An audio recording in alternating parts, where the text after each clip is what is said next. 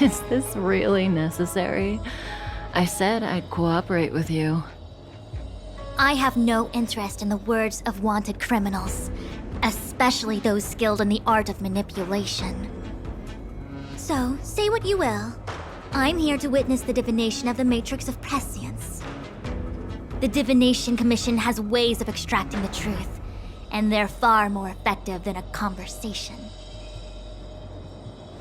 Then please, Master Diviner, witness my destiny.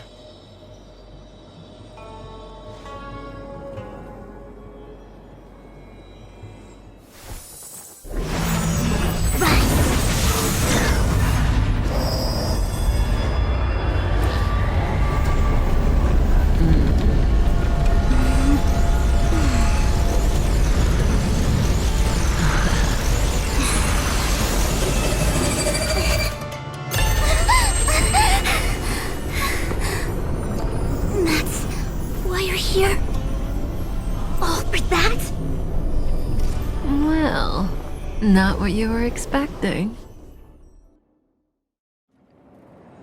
I can't believe it. But the Matrix of Prescience cannot be wrong.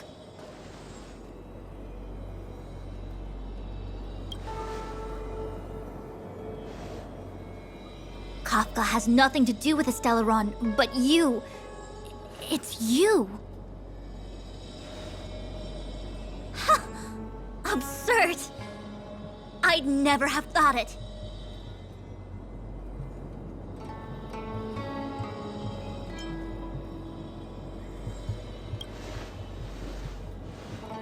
Ask her yourself. Take as long as you wish. I must report this to the General immediately. Please excuse me.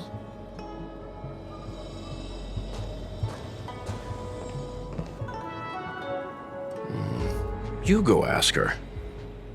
I know you still have many questions for Kafka yourself.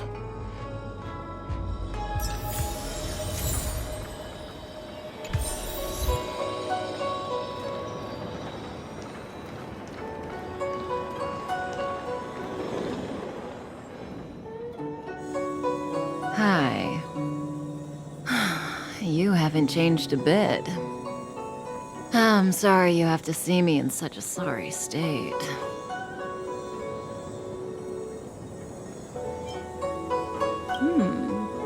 Concerned about me? I'm fine. The Cienjo is always courteous with its captives.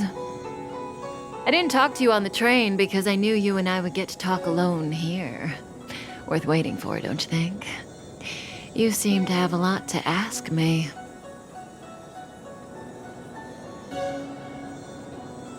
Elio said he foresaw 3 questions, but they would be the same in essence.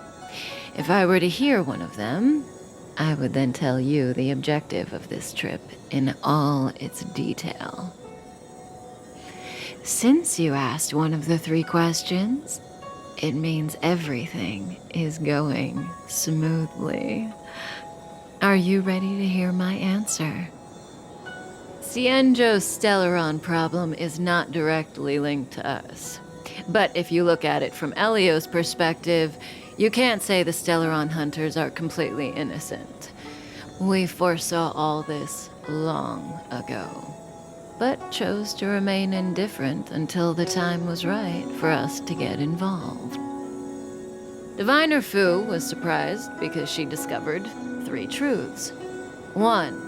The Stellaron hunters are not enemies of the Cienjo. You know this now, though you refuse to believe it. 2. Someone else brought the Stellaron into the Cienjo and activated it. A result of both internal unrest and external aggression. Traitors on the Luofu and enemies from outside want to overthrow the Cienjo. The Master Diviner is in a hurry to find the General, presumably to inform him of this fact. However, that's all the Master Diviner knows, because Elio withheld key pieces of information from me. He foresaw the Divination Commission using the Matrix of Prescience against me.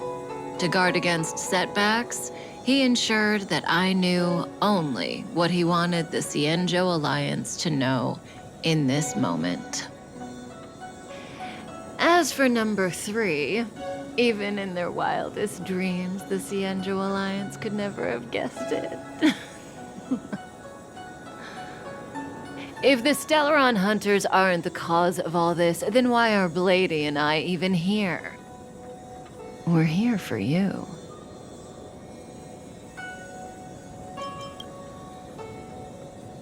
Sounds ridiculous, doesn't it?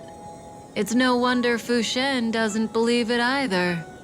But the Matrix of Prescience doesn't lie. The answer is just that bizarre. The Stellaron Hunters appearing here, Blady getting arrested, me being lured to the Matrix of Prescience. It was all to bring you, the Astral Express crew, to the Cienjo. In the future that Elio chose, the power of the hunt is indispensable. And that's why the Astral Express crew had to come to the Luofu and achieve something important for the Cienjo. You had to establish a connection with the Alliance.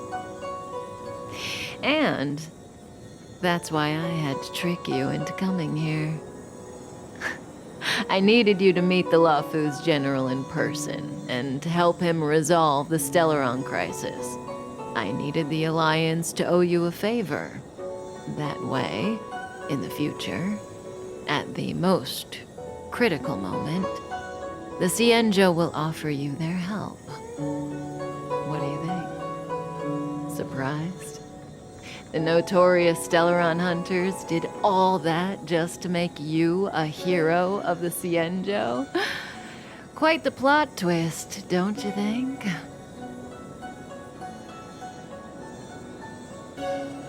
Like I said, Elio withheld key pieces of information from me.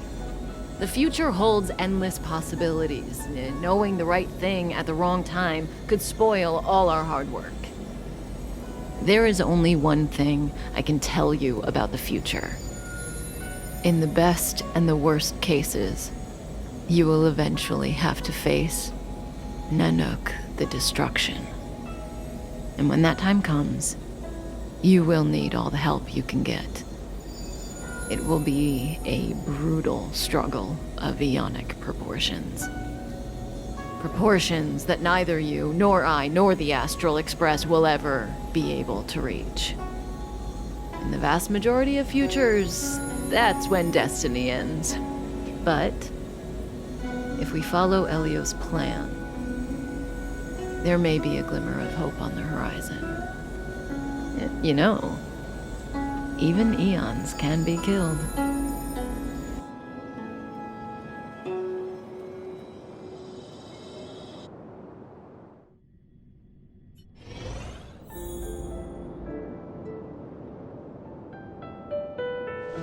Hey, Luocha! You didn't finish telling us about the propagation. Keep going, it's interesting. So, eons can die, huh? Weird. I thought they were invincible. There is no true invincibility or immortality in the world. Such exaggerations are born of the perspectives of ordinary beings. Nonetheless, ordinary beings could not have orchestrated the fall of the propagation. That eon was slain at the hands of another eon. I don't understand. They're all eons. Why do they want to fight? Are you really from the Cienjo? Other eons aside, surely you must know the story of Lan and Yaoshe. Isn't destroying the Eon Yaoshe the Alliance's cherished aim?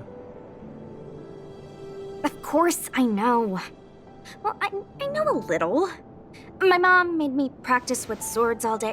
I didn't really go to school. In that case, let's just change the subject. If you don't know about the feud between the Hunt and the Abundance, I'm afraid there's just too much to explain. Fine. how's this for a subject? What's in the box? Oh, this one? It's a casket, more commonly known as a coffin. It's for containing the remains of the deceased. The deceased? Aren't you a merchant? Yes, indeed. This is just part of my job. I was asked to deliver this coffin to the Xianzhou. I'd quite forgotten. For long life species, death is probably a distant concept.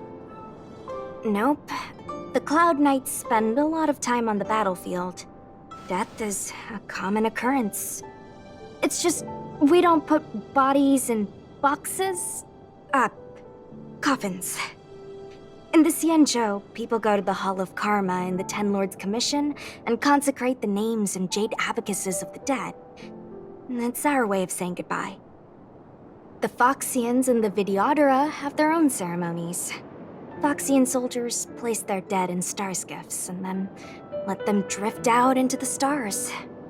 They call it the returning. As for the Videodora, they're more mysterious. They say that when a Videodora is very old or has a fatal injury, they turn into an egg that looks like a pearl. When the shell breaks, they come out looking young again. My mom calls the Videodora long scions. When I was young, she told me stories of how the Videodora could turn into dragons. I don't know if that's true.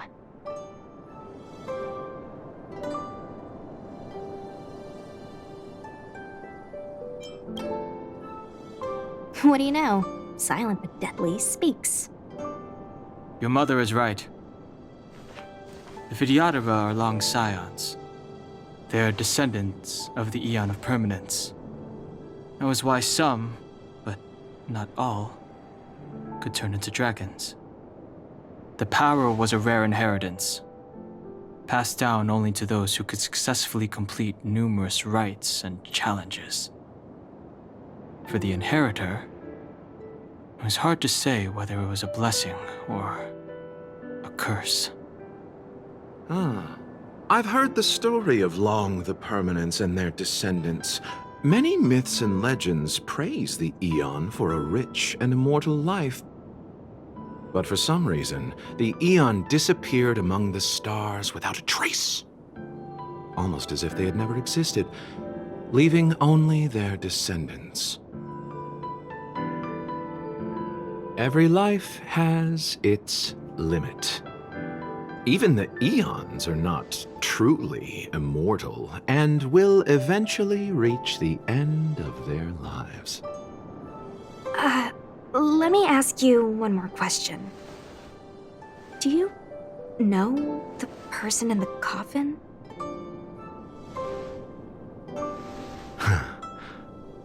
Yes. A friend? No. So, a sweetheart? Miss, whatever gave you that impression? The individual in the coffin is neither friend nor relative. We met only once. By chance, I made someone a promise, and so I have to run this errand. Let's leave it at that, shall we? I think we've all had enough rest.